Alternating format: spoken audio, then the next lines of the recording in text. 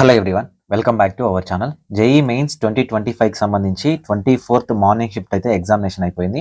ఈ పర్టికులర్ వీడియోలో 24th morning shift అనేది డిఫికల్టీ లెవెల్ ఎలా ఉందనేది మాట్లాడుకుందాం. So cut off and percentage గురించి కూడా ఎక్స్ప్లెయిన్ చేయడానికి అయితే ట్రై చేస్తాను. మన ఛానల్ నుంచి జేఈ మెయిన్స్కి సంబంధించిన కంప్లీట్ గైడెన్స్ అనేది మన ఛానల్ నుంచి ప్రొవైడ్ చేస్తాము. ఛానల్ని సబ్స్క్రైబ్ చేసుకోండి. మీరు కాలేజ్లో జాయిన్ అయినంత వరకు మీకు ఎలాంటి డౌట్స్ ఉన్నా క్లారిఫై చేయడం జరుగుతుంది. డిస్క్రిప్షన్లో టెలిగ్రామ్ గ్రూప్ ఉంటుంది, జాయిన్ అవ్వండి. అదేవిధంగా ఎవరైతే జనవరి సెషన్ ఎగ్జామినేషన్ రాశారో, సో నెక్స్ట్ సెషన్ 2కి కూడా ప్రిపేర్ అవుతున్నారో వాళ్ళ కోసం మేము విజన్ అప్డేట్ అప్లికేషన్ అయితే డిజైన్ చేశాము. కేవలం 99 రూపీస్కి మీరు మాక్ టెస్ట్ అనేది ప్రిపేర్ అవ్వచ్చు. సో ఎందుకంటే మాక్ టెస్ట్ ప్రిపేర్ అయ్యి ఎవరైతే పేపర్ అనాలిసిస్ కానీ లేకపోతే టైం మేనేజ్మెంట్ స్కిల్స్ ఉన్నాయో సో వాళ్ళు మంచిగా అటెంప్ట్ అయితే చేస్తూ ఉన్నారు. సో ఒకవేళ జనవరి సెషన్ అనేది మిస్ అయితే మీరు టెన్షన్ పడాల్సిన అవసరం అయితే లేదు. డిస్క్రిప్షన్లో లింక్ ఉంటుంది, అప్లికేషన్ డౌన్లోడ్ చేసుకోండి, మీరు పర్చేజ్ చేయొచ్చు. మీరు ఆన్లైన్లోనే సిబిటి మెథడ్లోనే ప్రాక్టీస్ చేయొచ్చు. ఓకే, వీడియో నచ్చితే మీ ఫ్రెండ్స్కి షేర్ చేయండి, వీడియోస్ని లైక్ చేయండి, ఛానల్ని సబ్స్క్రైబ్ చేసుకోండి.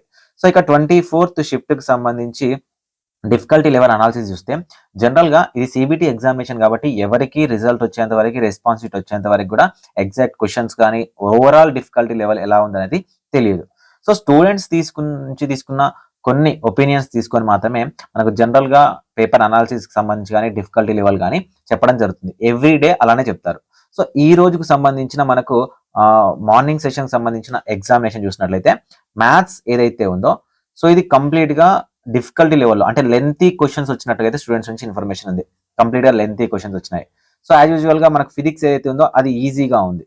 ఓకే, సో అదేవిధంగా కెమిస్ట్రీ వచ్చేసరికి కెమిస్ట్రీ కూడా కొంచెం ఈజీగా కాకుండా మోడరేట్గా వచ్చి కొన్ని క్వశ్చన్స్ టఫ్గా ఉన్నట్లయితే స్టూడెంట్స్ నుంచి మనకు కంప్లీట్గా అయితే వాళ్ళ నుంచి ఒపీనియన్స్ అయితే ఉన్నాయి. సో కెమిస్ట్రీ విషయానికి వస్తే సో ఓవరాల్గా మ్యాథమెటిక్స్ అయితే కంప్లీట్గా టూ లెంతీగా వచ్చింది, డిఫికల్టీ లెవెల్గా ఉంది. ఫిజిక్స్ అయితే అటెంప్ట్ చేయొచ్చు, ఈజీగానే ఉంది. సో కెమిస్ట్రీ కూడా అటెంప్ట్ చేయొచ్చు, కాకపోతే కొన్ని టాపిక్స్ నుంచి ఎక్స్ట్రా క్వశ్చన్స్ వచ్చినట్లయితే మనకి ఇన్ఫర్మేషన్ ఉంది.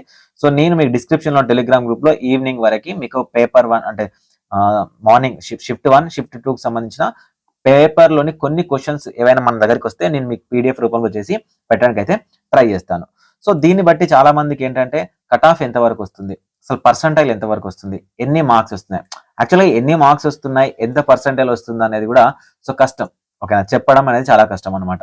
సో పర్సంటైల్ ఇంతవరకు వస్తుందా, సో మీరు కెమిస్ట్రీలో ఎన్ని అటెంప్ట్ చేశారు, ఫిజిక్స్లో ఎన్ని అటెంప్ట్ చేశారు, అండ్ మ్యాథ్స్లో ఎన్ని అటెంప్ట్ చేశారు, అండ్ పర్సంటైల్ని బట్టి ర్యాంక్ ఎంత వస్తుంది, ఎన్ని మార్క్స్ వస్తుంది, ఇవన్నీ చెప్పడం చాలా కష్టం.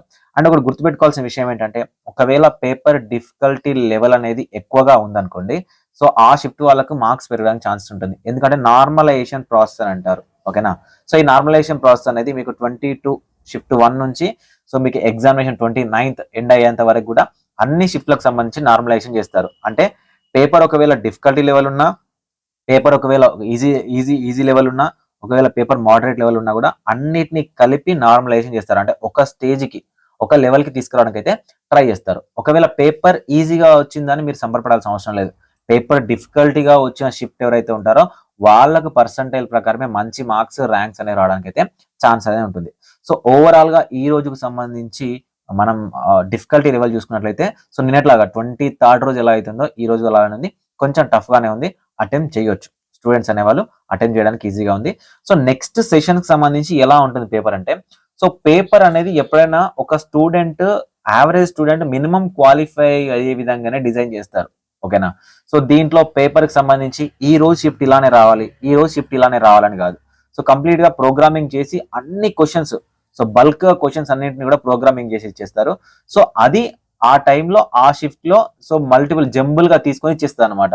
సో ఇప్పుడు 24th రోజు డిఫికల్టీగా ఉంది కదా, సో 26th వచ్చేసరికి ఈజీ అవుతుందా, లేదా 27th 28th వచ్చేసరికి ఈజీ అవుతుందా అలా చెప్పలేం.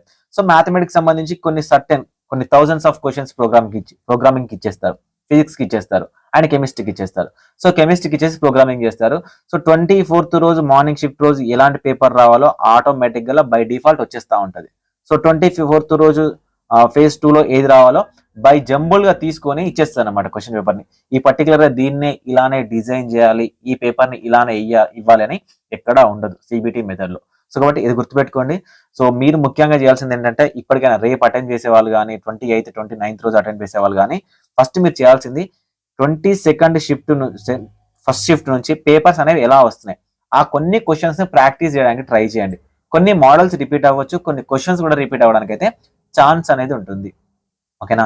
సో ఇక కట్ ఆఫ్స్ అంటే, పర్సెంటైల్ అంటే, కాలేజ్ వైజ్ ఇవన్నీ కూడా తర్వాత మనం డిస్కస్ చేయొచ్చు.